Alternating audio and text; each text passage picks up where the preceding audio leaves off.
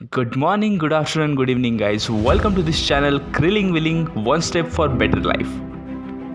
Well guys, आज का जो टॉपिक है वो कॉन्फिडेंस के ऊपर है। लेकिन जैसे हम सभी जानते हैं कि कॉन्फिडेंस बहुत तरीके के होते हैं। डे टू डे लाइफ वाला कॉन्फिडेंस, पढ़ाई वाला कॉन्फिडेंस, स्पोर्ट वाला कॉन्फिडेंस, कॉलेज वाला कॉन्फिडेंस, लड़की पटाने वाला कॉन्फिडेंस, ऐसे बहुत तरीके के कॉन्फिडेंस होते हैं। लेकिन आज हम लोग एक पर्टिकुलर कॉन्फिडेंस के ऊपर में बात करने वाले हैं। Stage confidence, stage fear. बहुत सारे लोगों की प्रॉब्लम्स है। 90% लोगों को ये डिसीज़ है कि मुझे स्टेज फियर है। ऐसा कुछ भी नहीं होता है। इसको हम लोग 3 पार्ट में डिवाइड करके ये जानने की कोशिश करेंगे कि इस चीज़ को निकाला कैसे जा सकता है। अब आप ये मत सोचिएगा कि आपको 3 ऐसे जादू के वर्ड सुनने मिलेंगे जो 3 वर्ड सुनते ही आप एक्सपर्ट बन जाओगे और आप स्टेज पे जाके क्राउड अटेंशन ले लोगे।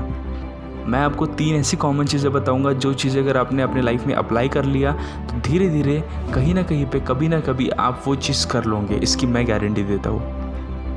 Analysing, practice and believe. अब आपने हमेशा अपने आप से यही बोला होगा कि मुझे स्टेज फियर है, लेकिन इसके कुछ कॉमन प्रॉब्लम्स हैं। जैसे आपको स्टेज फियर इसलिए है क्योंकि आप कभी स्टेज पे गए ही नहीं, और अगर आपने वो चीज़ कभी देखी ही नहीं तो उससे डरना ये स्वाभाविक है। फॉर एग्जाम्पल, आपको भूतों से डर लगता है। मतलब कई बार तो ये होता है कि अंधेरे में से कहीं से आवाज़ आ रही है और उस आवाज़ से डरना आप स्टार्ट कर देते हो। लेकिन आपने ये बड़े लोगों को देखते हुए और कहते हुए तो ज़रूर सुना होगा कि वहाँ पे जाके देखो तो आपको समझ में आएगा कि वहाँ पे है क्या। वहाँ की सच्चाई जब आपको पता चल जाती है तो आपका डर वहाँ से ख़त्म हो जाता है। सेम सिचुएशन स्टेज के साथ में है। अगर आप कभी स्टेज पर जाके देखोगे ही नहीं तो आपको डर लगता रहेगा। अब आप में से कई लोग ये बोलेंगे कि मैं तो स्टेज पे गया था, लेकिन स्टेज पे जाते ही मेरे हाथ थरथराने लगे, मेरे पैर कांपने लगे, पब्लिक को देखते ही मेरी आवाज़ लड़खड़ाने लगी। वेल, कोई दिक्कत नहीं है। इन सब चीज़ों का इसलिए होना ज़रूरी है क्योंकि वो आपका पहला एक्सपीरियंस था या फिर सेकंड एक्सपीरियंस था। उस चीज़ को दोबारा ना होने देने के लिए आपको एक सही डायरेक्शन की ज़रूरत है। चलिए वो डायरेक्शन की तरफ बढ़ते हैं। Analysing yourself. जैसे आप में से बहुत सारे लोग ये जानते हैं कि एनालाइज करना मतलब अपने आप को या फिर किसी भी चीज़ को सही तरीके से जानना होता है। लेकिन स्टेज के साथ में अपने आप को कैसे एनालाइज करना है ये एक एग्जांपल के थ्रू जानते हैं। फर्स्ट कीजिए, आप एक ग्रुप के साथ में हो, चाहे वो फैमिली ग्रुप हो या फिर फ्रेंड जोन हो। जैसे कि हम सभी जानते हैं, फ्रेंड जोन मतलब एक कंफर्ट जोन होता है जहाँ पे आप अपनी बात किसी भी तरीके से रख सकते हो। अब आपको अपने पास में जाके ये एनालाइज करना है कि जब आप अपने दोस्तों के सामने होते हो या फिर कंफर्ट जोन में होते हो तो अपनी बातें किस तरीके से प्रेजेंट करते हो। इससे आपको पता चलेगा कि आपका वे ऑफ प्रेजेंटेशन किस टोन में बेहतर है। अब कुछ लोगों के मन में ये ना आ जाए कि मैं गालियों के साथ में बहुत बेहतर करता हूँ और मैं गालियों के साथ ही स्टेज पे उतरूँगा। और अगर आपको ऐसा कुछ करना है तो एट योर ओन रिस्क, क्योंकि जूते चप्पलें और अंडे पड़ेंगे अलग और टमाटर पड़ेंगे अलग। उस चीज़ को एनालाइज करने का मतलब यह है कि आप किसी दूसरे मोमेंट को जो आपने देखी है उसको अपने स्टोरी वे में कैसे बताते हो। और मैं यकीन के साथ कह सकता हूँ जब आप ये करके देखोगे तो आप जल्दी ही समझ जाओगे। अब नेक्स्ट चीज़ आती है प्रैक्टिसिंग। अब प्रैक्टिस करने का सिंपल वे मैं आपको बताऊँगा। आपको सबसे पहले करना यह है कि अपना कोई भी एक टॉपिक चुनना है और उसके ऊपर में अपनी स्क्रिप्ट रेडी करना है। स्क्रिप्ट रेडी करते वक्त में ये चीज़ ज़रूर ध्यान रखिएगा, आपको उस टॉपिक के बारे में डिटेल में पढ़ना ज़रूर है, लेकिन वर्ड टू वर्ड रट्टा नहीं मारना है।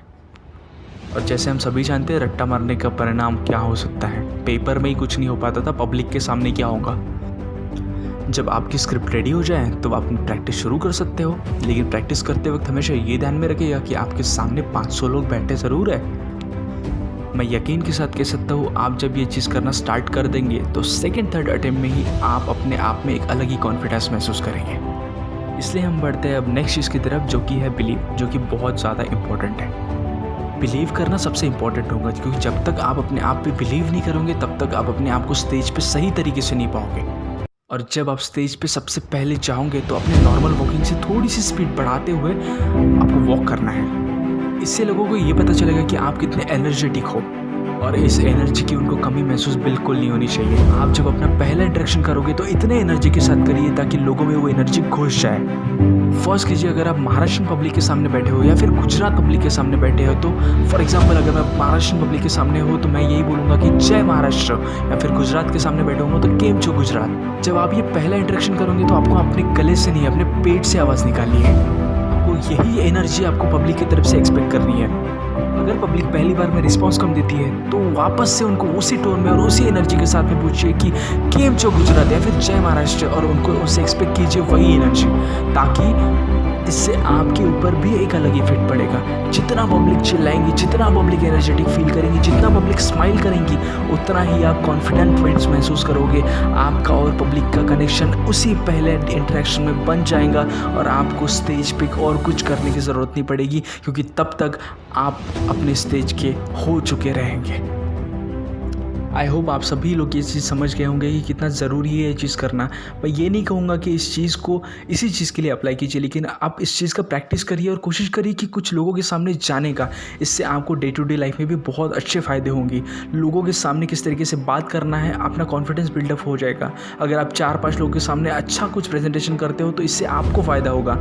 आपके फ्यूचर के लिए ये सबसे बेस्ट, क्योंकि गाइस प्रेजेंटेशन स्किल ही सब कुछ है। अगर आप कॉलेज में हो या फिर किसी इंटरव्यू के लिए जा रहे हो तो आपको पता होना चाहिए कि वो कितनी इंपॉर्टेंट होती है। अगर आप में नॉलेज है और अगर आप उस चीज़ को प्रेजेंट नहीं कर पा रहे हो तो आप सोचिए आप अपने आप में कहाँ लैग कर रहे हो। और कोई चीज़ ऐसी नहीं है जो आप सीख नहीं सकते, कोई चीज़ ऐसी नहीं है जो आप कर नहीं सकते।